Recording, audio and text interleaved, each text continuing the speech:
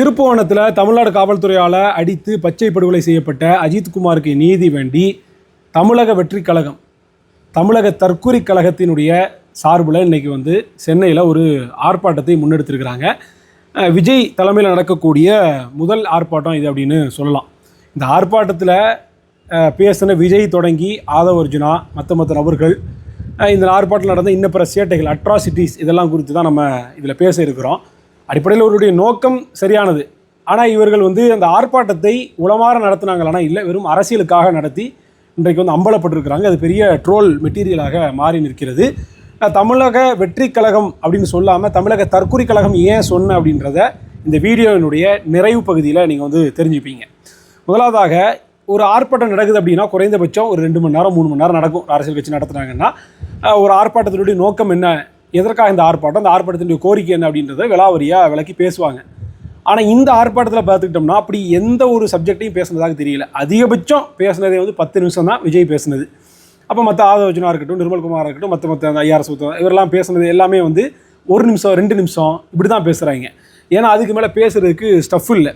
இந்த அஜித்குமாரனுடைய விடயத்தை எடுத்து பார்த்துக்கிட்டாலே அவ்வளவு செய்திகளை நம்ம பேசலாம். அடுக்கடுக்கான சட்ட பிழைகள் இருக்குது, சட்ட முரண்கள் இருக்குது. தமிழ்நாடு முழுமைக்கு நடக்கக்கூடிய 24 அந்த படுகொலைகள் நடந்துருக்குது, காவல் நிலைய படுகொலைகள், அதை பற்றி பேசலாம். ஏற்கனவே அதிமுக ஆட்சியில் நடந்த அவலங்களை பற்றி பேசலாம். இப்படி நிறைய விஷயங்களை தொட்டு பேசுகிறதுக்கான வாய்ப்புகள் இருக்குது. ஆனால் இப்படி எதையுமே பேசலை. வெறுமனே 10 நிமிஷம் நின்றுக்கிட்டு சாரி வேண்டாம் நீதி வேண்டும் அப்படின்னு ஏதோ சும்மா முழக்கத்தை போட்டுக்கிட்டு மொத்தமே 40 நிமிஷத்தில் பேசிக்கிட்டு கலைஞ்சிருக்கிறாங்க. பேரளவுக்கு கண் துடைப்புக்கான ஒரு அரசியல் நடந்திருக்குது அப்படின்றதான் நம்ம இதில் பார்க்கணும். இதில் விஜய் பேசும்போது உளறி கொட்டியிருக்கிறாரு.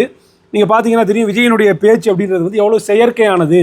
அவருடைய உள்மனதிலையும் வந்த பேச்சு அல்ல. ஒரு பேச்சாளர் இருக்கக்கூடியவங்களுக்கு நன்றாக தெரியும், மேடை பேச்சில் தொடர்ச்சியாக அனுபவம் பெற்றவங்களுக்கு நல்லா தெரியும், விஜயனுடைய பேச்சு அப்படின்றது சொந்த பேச்சு கிடையாது, ஸ்கிரிப்டட் அப்படின்னு. இப்படி ஸ்கிரிப்டனுடைய இந்த பேச்சில் என்ன பண்ணிட்டார் அப்படின்னா தன்னையும் மீறி உளறிட்டார். அதாவது விஜயனுடைய கையில் இருக்கக்கூடிய அந்த பேனரில் நீங்கள் பார்த்தா தெரியும், சாரி வேண்டாம் நீதி வேண்டும்னு இருக்கும். இதை நல்லா மண்டையில் வச்சுக்கிட்டு விஜய் பேசினதை கேளுங்க. ஒரு எளிய குடும்பத்தைச் சேர்ந்த ஒரு இளைஞர், அந்த சாதாரண குடும்பத்துக்கு நடந்த அந்த கொடுமைக்கு சிஎம் அவர்கள் சாரி சொன்னாங்க, தப்பு இல்ல. உங்களுடைய ஆட்சி காலத்துல இதே மாதிரி போலீஸ் விசாரணையில 24 பேர் இறந்து போயிருக்கிறாங்க. அந்த 24 பேரோட குடும்பத்துக்கும் நீங்க சாரி சொன்னீங்களா? தயவு செஞ்சு சாரி சொல்லிருங்க. அதாவது கையில் பிடிச்சிருக்கக்கூடிய பதாகையில் சாரி வேண்டாம் நீதி வேண்டும்னு வச்சிருக்கிறாரு, கையில் பிடிச்சிக்கிட்டே தான் அதையும் பேசுகிறாரு. ஆனால் பேசும்போது எளிய மகன், ஒரு சாமானி அஜித்குமார், அவனை அடித்து அவனை படுகொலை செய்யப்பட்டதுக்காக முதலமைச்சர் சாரி சொன்னீங்க. ஆனால் உங்களுடைய ஆட்சியில் 24 பேர் இந்த மாதிரி படுகொலை செய்யப்பட்டிருக்காங்க, அவங்களுக்கெல்லாம் சாரி சொன்னீங்களா அப்படின்னு கிடுக்குப்பிடி கேள்வியும் பாங்கல, அவங்களெல்லாம் சாரி சொன்னீங்களா அப்படின்னு கேள்வி இருக்கிறது. சாரி சொல்லிவிடுங்க. அவங்களுக்கும் கையில் பதாகையில் சாரி வேண்டாம் நீதி வேண்டும், இங்கே 24 பேருக்கு சாரி சொல்லுங்கள். இது என்ன ரெண்டுமே கான்ட்ராடிக்டாக முரண்பட்டதாக இருக்குது. நம்ம கேட்குறது என்னன்னா, அந்த சாரி அப்படின்றது ஒரு கண் துடைப்பு, ஒரு அரசியல். இதில் நம்ம உளமாற நீதி வேணும். கேட்கப்பட வேண்டிய கேள்வி அஜித்குமார் வழக்கில் என்ன, முதலாவதாக கம்ப்ளைண்ட் கொடுத்தது யார்? நிக்கிதா. கம்ப்ளைண்ட் காப்பி எங்கே? அது தொடர்பாக போடப்பட்ட எஃப்ஐஆர் எங்கே? சிஎஸ்ஆர் எங்கே? இது தானே கேட்கணும். உயர்நீதிமன்றம் கேட்குது, எஸ்ஐடி அமைச்சது யார்? ஏன் டிஎஸ்பியை கைது பண்ணலை? அந்த தங்கம் காணா போச்சுன்னு சொன்னாங்களே, அந்த தங்கம் குறித்தான செய்திகள் என்ன? அடிச்சு படுகொலை செய்கிற அளவுக்கு இதில் என்ன வந்துச்சு? இந்த சட்ட நுணுக்கங்களை கேட்காம நீங்கள் சாரி அஜித்குமாருக்கு கேட்டுட்டீங்க, மற்ற 24 பேருக்கு ஏன் கேட்கல? சாரி கேட்டுருங்க. சாரி கேட்டால் சரியாக போயிருமா? அப்போ ஒரு கையில் பதாகையை சாரி வேண்டாம் நீதி வேண்டும்னு கையில் பிடிச்சி போட்டு இதில் பிடிச்சிருக்க இதில் இப்படி பேசுகிறாரு அப்படின்னா முரண்பட்டதாக இருக்குது. ஏன் அப்படின்னா இந்த பேச்சு அப்படின்றது உளமாற பேச்சு கிடையாது. ஒரு அரசியலை புரிந்து அந்த அரசியலிருந்து ஒரு ஒரு அப்சர்வ் பண்ணி அதிலிருந்து வரக்கூடிய வார்த்தைகள் இது கிடையாது. இது வேற 3ஆம் நபர் ஒருத்தர் எழுதி கொடுத்து அதிலிருந்து பேசக்கூடிய ஸ்கிரிப்டடான பேச்சு அப்படின்றது நமக்கு தெள்ள தெளிவாக தெரியுது. அப்போது விஜயனுடைய பேச்சில் எந்த சாரம்சமும் இல்லை. இந்த வழக்கு குறித்தோ இல்லை இன்ன பிற காவல் நிலைய படுகொலைகள் குறித்தோ காவல்துறையினர் சர்வசாதாரணமாக ஒருத்தன் கையை காலை உடைக்கிறது, சாதாரணமாக இவங்க கையை காலை உடைச்சி விட்டுட்டு கழிவறையில் வழுக்கி விழுந்துட்டாங்கன்னு அப்பட்டமாக சொல்லுது. 100கணக்கான பேர் இந்த மாதிரி கையை காலை உடைச்சிருக்கிறாங்க. ஃபேக் என்கவுண்டர்ஸ் நடக்குது, தொடர்ச்சியான என்கவுண்டர்ஸ், ஆம்ஸ்ட்ராங் வழக்கு தொடக்கி எல்லாத்துலேயும். இப்படி காவல்துறை செய்யக்கூடிய அட்டூழியங்கள் அட்டகாசங்கள் பல்லை பிடுங்கிறதுலேருந்து அவ்வளவு பேசுறதுக்கு இருக்குது. இப்போ இந்த செய்திகள்லாம் ஏன் விஜய் பேசலைன்ற கேள்வி எழுது. ஏன்னா தெரியாது.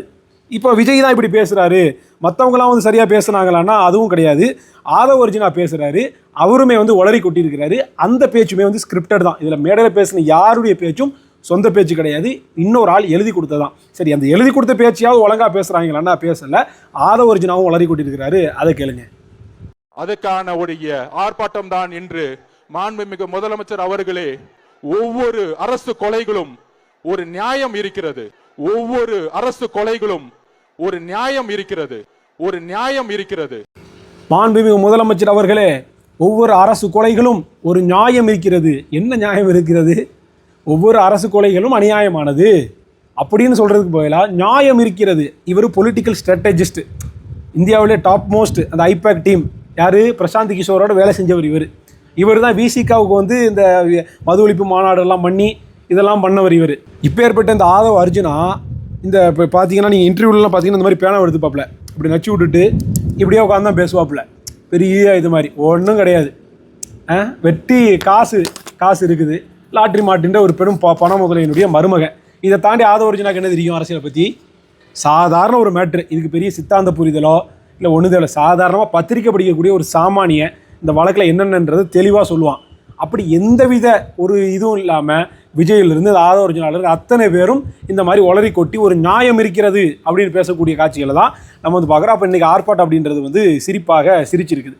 அடுத்ததாக தலைவர்கள் இப்படி இருக்கிறாங்க, தொண்டர்களாக ஏதாவது ஸ்டஃப்பாக இருப்பாங்களான்னு பார்த்தா அதுவும் இல்லை. ஏன்னா தலை எப்படியோ அப்படி தானே வாழ் இருக்கும். கோன் எவ்வளியோ குடி அவ்வளி, அதே மாதிரி தலைவன் எப்படியோ தொண்டன் அவ்வளி. அப்படி தலைவர்கள் இப்படி தற்கொலையாக இருக்கும்போது தொண்டர்கள் எவ்வளோ பெரிய தற்கொலையாக இருப்பாங்க. அப்படி ஒரு தற்கொலைக்கிட்ட பத்திரிக்கையாளர் ஒருத்தர் வந்து வீடியோ எடுக்கிறாங்க.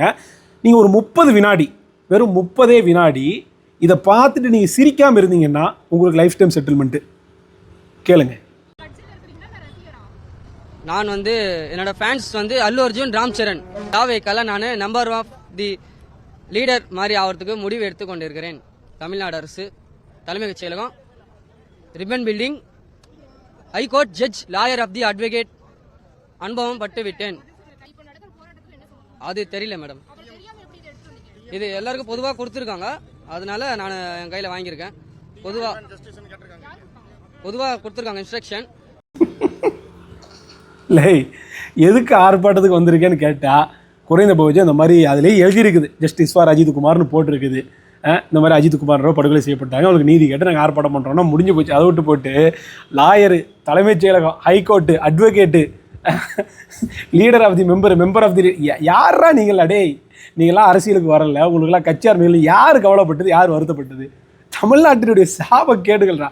ஒரு பக்கம் சிரிப்பாக இருக்குது, இன்னொரு பக்கம் இந்த மாதிரியான தற்கொலைகளை வச்சுக்கிட்டு தான் இவர் என்ன பண்ண போகிறாராம்? ஆட்சியை பிடிக்க போகிறாராம் 26. முதலமைச்சர் நேரடியாக நாற்காலியில் போய் உட்கார போகிறாராம். அப்போ எந்த ஒரு சித்தாந்த பின்புலமும் இல்லாமல், எந்த ஒரு அரசியல் பின்புலமும் இல்லாமல், எந்த ஒரு அரசியல் புரிதலும் இல்லாமல் தலைவன் முதல் தொண்டன் வரை தற்குறிகளாக இருக்கக்கூடிய காரணத்தினால தான் நான் வீடியோனுடைய தொடக்கத்தில் தமிழக வெற்றி கழகம் இல்லை, தமிழக தற்குறி கழகம்னு சொன்னேன். நான் சொன்னதுக்கான அர்த்தம் இப்போ உங்களுக்கு புரிஞ்சிருக்கும்னு நினைக்கிறேன். இப்போ இது போக நிறைய அட்ராசிட்டிஸ், அது திமுக ஊப்பிகள் செய்யக்கூடிய அட்ராசிட்டிஸ் எல்லாம் இவங்க வந்து செஞ்சுட்டு இருக்கிறாங்க. அதை நீங்கள் பாருங்கள். ஒரு கூட்டம் நடக்குது, ஒரு ஆர்ப்பாட்டம், ஒரு நோக்கத்துக்காக ஒரு பொது இடத்துல கூடுறோம். அப்போ பொது சொத்துக்கு சேதம் எதன் பொருட்கள் விளைவிச்சிடக்கூடாது, அதுதான் ரொம்ப ரொம்ப முக்கியம். ஆனால் இந்த தாவேகா தற்குறிகள் எங்கே போனாலும் சரி, இவங்களுடைய முதல் வேலையை அங்கே இருக்கக்கூடிய பொருளை போட்டு உடைக்கிறது தான். ஒரு படத்தினுடைய, விஜய் படத்தினுடைய ட்ரெய்லரோ டீசரோ தேட்டரில் ரிலீஸ் பண்ணுறாங்க, ரோஹிணி தேட்டரில், சென்னை ரோஹிணி தேட்டரில். அங்கே இருந்த அத்தனை சோஃபாஸையும், தேட்டரில் இருந்த அத்தனை சோஃபாஸையும் அடித்து நொறுக்கிட்டானுங்க. ஒரே நாளில் பல லட்சம் ரூபாய் இந்த தேட்டர் முதலாளிக்கு நஷ்டம். இப்படி நடந்துச்சு. தாவேகாவினுடைய அந்த முதல் கூட்டம் நடந்துச்சுல, மாநாடு வி சாலையில், அதில் ஆயிரக்கணக்கான சேரை போட்டு நொறுக்கிட்டானுங்க. உட்காந்தா சேரை அடிக்கி போட்டு இப்போ உட்காந்துட்டு போய் தொலைய வேண்டியதானே. ஆயிரக்கணக்கான சேரை நொறுக்கிட்டானுங்க. இப்போ அதே மாதிரி இன்றைக்கி என்ன பண்ணியிருக்காங்க அப்படின்னா, இந்த டிவைடர் இருக்கும், ஒரு ரோடுக்கு இன்னொரு ரோடுக்கு மத்தியில் டிவைடர், அந்த கம்பிகள் எல்லாம் வளைச்சி உடச்சிருக்கிறாங்க. நீ மனுஷங்களா குரங்குகளாடா? அதில் இருந்த மரங்கள் எல்லாம் முறிச்சு பல 1000 ரூபாய் லட்சம் ரூபாய்க்கான பொது சொத்துக்கள் சேதம் இன்னைக்கு. அப்போ இப்படிப்பட்ட தற்கொலை கூட்டத்தை வச்சுக்கிட்டு தான் இவர் வந்து ஆட்சி அமைக்க போகிறாரா? மாற்றத்தை கொண்டு வர போகிறாரா? உன் தொண்டனையே இவரால் வந்து இது பண்ண முடியலை அப்படின்னா இவர் தமிழ்நாட்டு மக்கள், தமிழ்நாட்டை எங்கேருந்து சீரமைக்க போகிறாரு? இப்படி ஒன்று நடக்குது. அடுத்தது பாருங்கள், இந்த தற்கொலை கூட்டத்திற்கு அணில்னு பேர் வச்சாங்க. ஆனால் உடனே மரத்தில் ஏறிக்கிறானுங்க. பரந்தூருக்கு போகிறாரு விஜய், அந்த கேரவன்லேருந்து எப்படி வர்றாரு, அங்கேருந்து ஒருத்தான் அணில் குதிச்ச மாதிரி குதிக்கிறான் மரத்துலேருந்து. இதை பைத்தியமாக பிடிச்சிருக்கு. நீங்கள் பாருங்கள், இது ஆனால் உடனே சேரத்துக்கு இப்படி எடுத்துக்கிறது. அங்கே மேடையில் நின்றுக்கிட்டு யார் புஷி ஆனந்து புலம்புறாரு, ஏன் சேர தூக்குற, சேர கிழவை அப்படின்ட்டு புலம்பிட்டு கிடக்கிறாங்க. அதே மாதிரி இன்றைக்கி அந்த ஆர்ப்பாட்டம் நடக்கிற இடம், கீழே இருந்து பாரும் தலைவன் நல்லா தான் தெரிய போகிறான். அங்கங்கே ஏதாவது படங்கள் வச்சுருப்பாங்க, பார்க்க தான்டா போகிறீங்க. அதை விட்டு போட்டு இப்போ 10 பேர் மரத்தில் ஏறிட்டான்.